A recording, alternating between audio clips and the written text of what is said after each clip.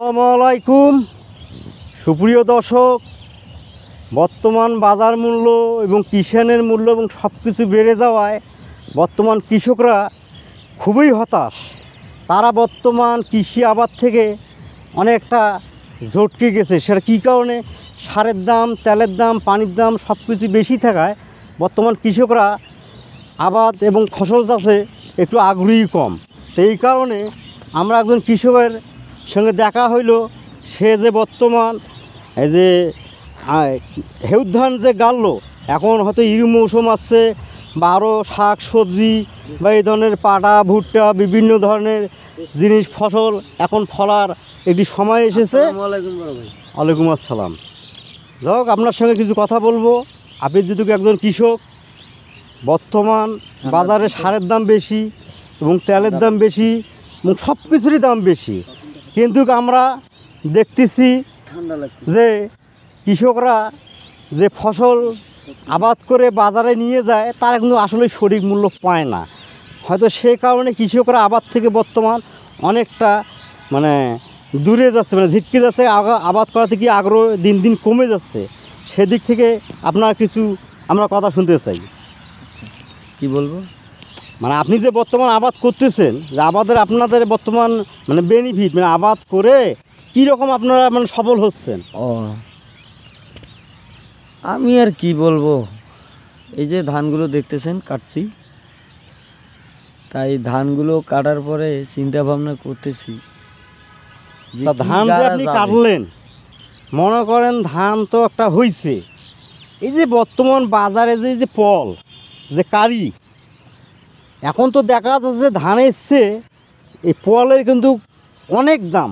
যেমন যারা গরু পোষে, হয়তো ছাগল পোষে, তাদের কিন্তু এই কারির খুব দরকার। তো এখন আপনারা ধানে বেশি মজা পাচ্ছেন না এই ধান বেচে মজা পাচ্ছেন না কারি বেচে মজা পাচ্ছেন? ধানের যে দাম, তাতে করি তো ধান গাড়িয়ে কোনো লাভ নাই।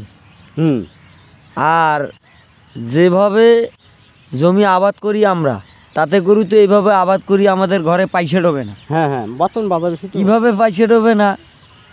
যে আমরা জুল বৃষ্টির পানি কিছুটা পাই, আবার দেখা যাচ্ছে যে মোটরের পানি লাগে। মোটরের পানি দিতে গেলে কারেন্টের ইউনিট বেশি, তারপরে মেশিন দিয়ে পানি দিবেন, তেল খরচা বেশি, তারপরে আরও কিছু আছে, ওসব দিয়ে পানি দিবেন, অনেক খরচা আর কি আছে। বর্তমানে সব জিনিসের দাম বেশি।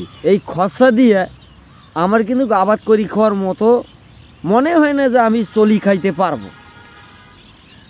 তা আবাদ না করি আমি চিন্তা ভাবনা একটা নিছি যে এটা বন্ধক হিসেবে আমি দিবে, কারণ তাতে করে তো আমার বর্তমান যে বাজার, যে সব কিছুর দাম বেশি, কৃষকরা যে কষ্ট করে যে ফসল ফেলায়, যে ফসল বাজারে তারা যে স্বল্প দামে যে বেচে, এবং যখন 2-4 মাস পর যখন যে কোনো ফসলের যে মূল্যটা বৃদ্ধি পায়, সেটা যদি 50% যদি কৃষক পাইতো, তাইলে কৃষকরা হাসি খুশিতে থাকতো। যেমন এই ধান তারা যদি এখন বাজারে বেচতে যায়, দেখা যাচ্ছে 700, 750, 650 টাকা মন যাচ্ছে। হয়তো বর্তমানে দেখা যাচ্ছে এই ধানটা এখন এই 2-1 মাস পর যদি ধানটা এমন একটি দাম হয়ে যায়, সে মূল্যটা শুধু কিছু মেল মালিক এবং ধান কিনে বেচা যারা ঘর গদিঘর, তারাই কিন্তু সবচেয়ে লাভবান হয়। আলু বলেন, যে কোনো সবজি বলেন, পেঁয়াজ বলেন, মরিচ বলেন, কৃষকরা যে আশা নিয়ে, বাংলাদেশের কৃষকরা যে আশা নিয়ে যে ফসল ফেলে, সেই ফসলের ন্যায্য দাম পায় না। দেখে না পাওয়ার কারণে কৃষকরা দিন দিন কৃষি আবাদের দিক থেকে মুখ ফিরিয়ে বিভিন্ন ব্যবসা বাণিজ্য, বিভিন্ন কাজে তারা ছুটতেছে। তাই কৃষি মন্ত্রণালয়ের পক্ষ থেকে কৃষকদেরকে একটি সহায়তা প্রদান করতে হবে। যেমন বীজ বা বিভিন্ন আপনারা যে ভর্তুকিগুলো দেন, আসলেই অরিজিনাল কৃষকরা পায় না, সেটা বিভিন্নভাবে বিতরণ হয়। এটা যদি সঠিক তদারকি করে, যদি সঠিক কৃষক যারা আছে তাদেরকে যদি যাদের অরিজিনাল জমি আছে, যারা প্রকৃতভাবে যারা জমির আবাদ করে, তাদেরকে দিতে হবে। অথবা দেখা যাচ্ছে অনেকে 10 কাঠা, 20 কাঠা, 30 কাঠা, 40 কাঠা, 1-1.5 বিঘা বন্ধক নিয়েছে। এই ধরনের মানুষগুলো বেশি ভর্তুকি তারা কিন্তু বঞ্চিত থাকে ছোটোখাটো। আর হয়তো মোটামুটি যারা জমিওয়ালা আছে তার কিছুটা পায়। এই জন্যে বাংলাদেশে আবাদ যদি পুরোপুরি আমরা লক্ষ্যমাত্রার দিকে যদি এগিয়ে যেতে না পারি, তাহলে বৈদেশিক আমরা যে কৃষিপণ্য বিভিন্ন দেশ থেকে রপ্তানি করি, আমাদেরকে অনেক মূল্য দিয়ে রপ্তানি করতে হয়। আর বাংলাদেশে যে ট্যাক্স ভ্যাট দিয়ে যে মালগুলো আসে, তার একটি অংশ যদি সঠিকভাবে কৃষককে প্রতিটা ওয়ার্ড থেকে কৃষককে জড়িত করে তালিকা করে কার কতটুকু জমি আছে, সে কী পরিমাণ আবাদ করে, সঠিক কৃষককে যদি ভর্তুকি দিয়ে কৃষিখাতে যদি বরাদ্দ দেওয়া যায়, তাহলে কৃষি নির্ভর বাংলাদেশ আমাদের অবশ্যই হবে। সেদিকে লক্ষ্য নিয়ে টেকসই লক্ষ্যমাত্রা কৃষি উন্নয়ন আমাদের নিয়মিত ভিডিও আপনারা দেখবেন এবং লাইক কমেন্ট শেয়ার করবেন।